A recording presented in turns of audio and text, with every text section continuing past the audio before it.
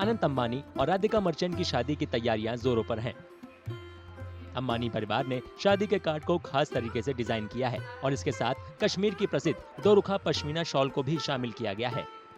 इस दोरुखा पश्मीना शॉल को बनवाने के लिए कश्मीर के कारीगरों को ऑर्डर मिला।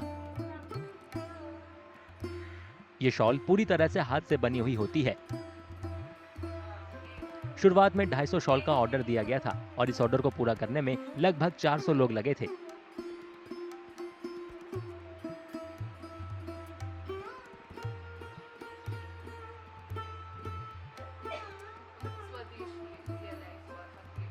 We got the order of about 250 shawls जो हमें करने थे.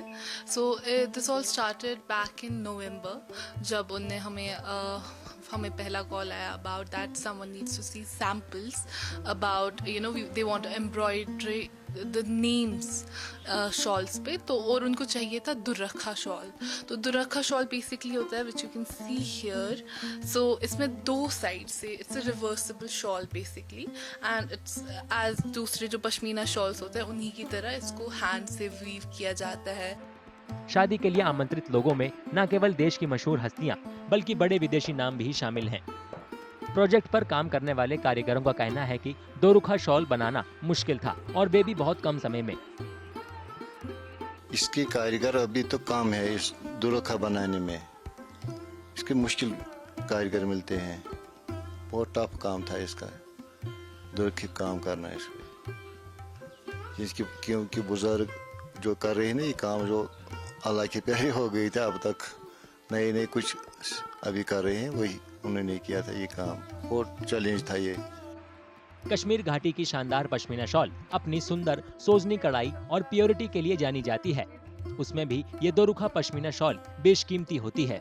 कुशल कारीगरों के हाथ से बुनी गई ये पश्मीना शॉल कश्मीर की समृद्ध सांस्कृतिक विरासत का प्रतीक है। रिलायंस फाउंडेशन की चेयरपर्सन नीता अंबानी की तरफ से लॉन्च किए गए मुंबई के स्वदेश हैंडीक्राफ्ट स्टोर ने कश्मीरी कारीगरों को ये ऑर्डर दिलाने में बड़ी भूमिका निभाई।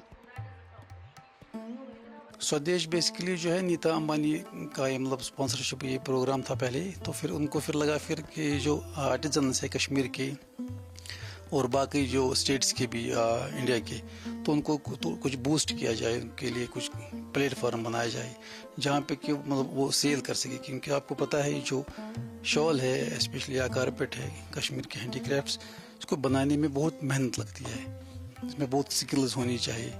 तो उन्होंने फिर एक इनिशिएटिव, एक प्लेटफॉर्म क्रिएट किया जिसका नाम उन्होंने स्वदेश रखा।